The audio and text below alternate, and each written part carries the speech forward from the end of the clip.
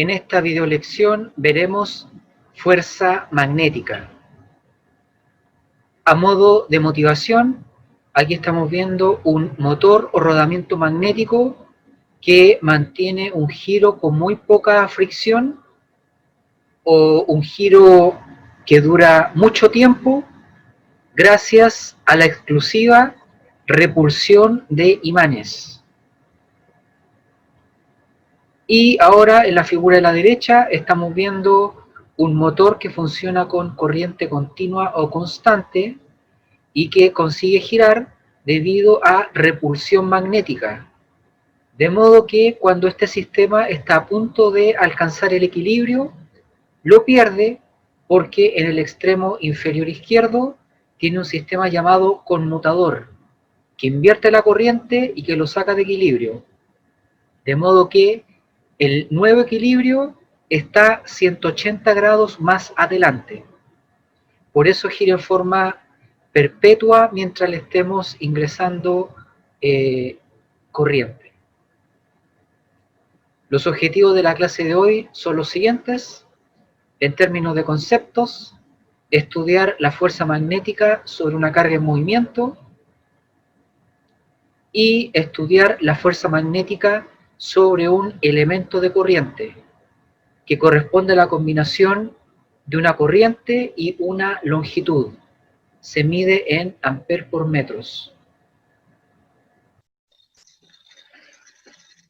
Aquí en la imagen tenemos un campo magnético que va de norte a sur, va de positivo a negativo, entonces apunta verticalmente hacia arriba y hay una carga positiva con una velocidad hacia la derecha, lo que implica una corriente hacia la derecha, y hay una carga negativa con una velocidad hacia la izquierda, es decir, la corriente también va hacia la derecha. Resulta que la ley del magnetismo nos dice que el campo magnético que actúa sobre una carga o un ion que se mueve, en este caso, perpendicular al campo magnético, de modo que la corriente, en este ejemplo, va hacia la derecha, la interacción hará aparecer una fuerza magnética. Y la fuerza magnética, en este caso, ya sea para la carga positiva o para la carga negativa, está simbolizado con un círculo con un puntito en el centro. Eso significa que sale de la pantalla. Eso es porque en ambos casos, en este ejemplo, ya sea la carga positiva o negativa, la corriente va hacia la derecha. Y cuando eso ocurre, es decir, cuando el campo magnético es vertical hacia arriba, cuando la corriente va hacia la derecha, entonces la fuerza tendrá que vectorialmente salir de la pantalla. Si la corriente es generada por una carga en movimiento, o por varias cargas en movimiento, cuando circulan por un cable, por ejemplo, es perpendicular al campo magnético externo, entonces aparecerá una fuerza magnética perpendicular tanto a la corriente como al campo magnético. Es decir, si dibujamos la fuerza saliendo de la pantalla, significa que es perpendicular al campo magnético, que es vertical, y también es perpendicular a la corriente, que es horizontal. Todo esto implica que la fuerza magnética obedecerá la regla de la mano derecha. Es decir, el pulgar en la corriente, en este caso va hacia la derecha, el campo magnético se simboliza con el dedo índice, en este caso es vertical hacia arriba, y la fuerza magnética sale de la pantalla, se simboliza con el dedo cordial. Importante, si tenemos una carga moviéndose perpendicular al campo magnético, y dado que la fuerza va a ser perpendicular a la velocidad, entonces la trayectoria va a ser circunferencial mientras se mantenga el hecho de que la velocidad sea perpendicular al campo. En este caso estamos viendo 4 instantes de la carga, donde la fuerza, por el hecho de ser perpendicular, se convierte en una fuerza centrípeta. Aquí la pregunta es, ¿hacia dónde está apuntando el campo magnético? Si utilizamos la regla de la mano derecha, se sugiere que lo hagan, descubrirán que el campo magnético está saliendo de la pantalla. En ese caso el pulgar va hacia arriba y la fuerza magnética es una fuerza centrípeta, apunta hacia el centro de la circunferencia. Es decir, si el campo magnético es permanentemente perpendicular a la corriente, o también perpendicular a la velocidad de las cargas positivas, que es lo mismo, entonces las cargas describirán un movimiento circunferencial uniforme, teniendo al campo magnético como un vector que simboliza el eje de giro, de modo que la fuerza magnética será una fuerza centrípeta. ¿Por qué ocurre esto? Si utilizamos la regla de la mano derecha en cada uno de los 4 instantes señalados, sabiendo que el vector campo magnético tiene que salir de la pantalla, entonces pueden descubrir que en todos los casos la fuerza magnética apunta hacia el centro. Así que si la fuerza es perpendicular a la velocidad, y lo es en todos los casos, entonces la velocidad no puede cambiar su módulo, pero sí su parte vectorial, convirtiéndose la trayectoria en una circunferencia. ¿Cómo se calcula la fuerza magnética sobre una carga individual en movimiento? La fórmula es: fuerza magnética es igual a la carga por el vector velocidad, producto cruz con el campo magnético externo. Evidentemente, cuando hay un producto cruz, significa que los vectores participantes cumplen con la regla de la mano derecha. Ojo que la carga puede ser positiva o negativa.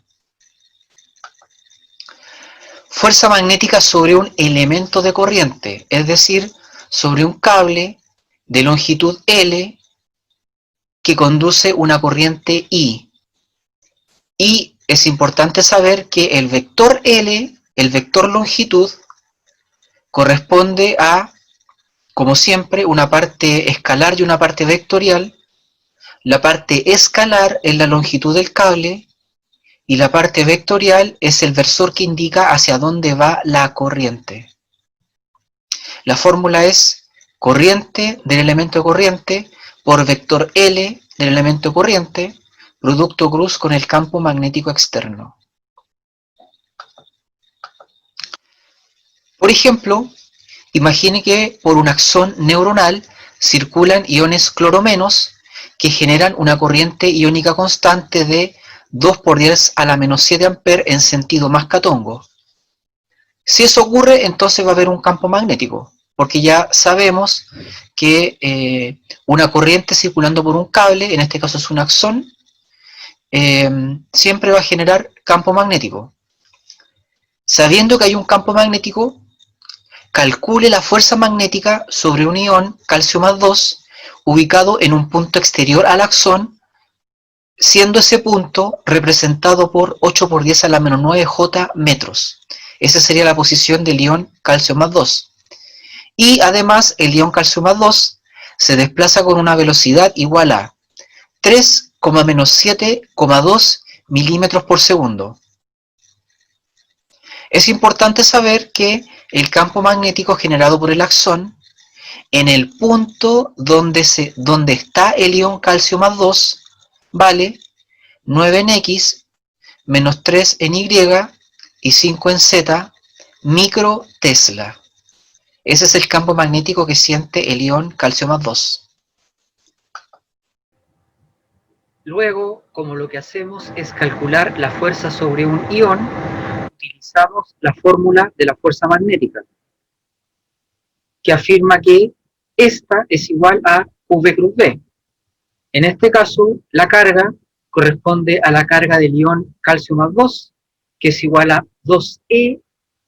La velocidad hay que escribirla en el sistema internacional, así que va a quedar 3,-7,2 por 10 a la menos 3 metros por segundo, y producto cruz con el campo magnético en unidades del sistema internacional. Así que va a ser igual a 9,-3,5 microtesla, o sea, por 10 a la menos 6 tesla. Al resolver el producto cruz con un determinante, se obtiene finalmente que la fuerza vale menos 9.28 en X, 0.96 en Y, 17.3 en Z, por 10 a la menos 27 newton. En resumen, hoy hemos visto que la fuerza magnética sobre una carga en movimiento vale el valor de la carga por el vector velocidad, producto cruz con el campo magnético externo, y la fuerza magnética sobre un elemento de corriente vale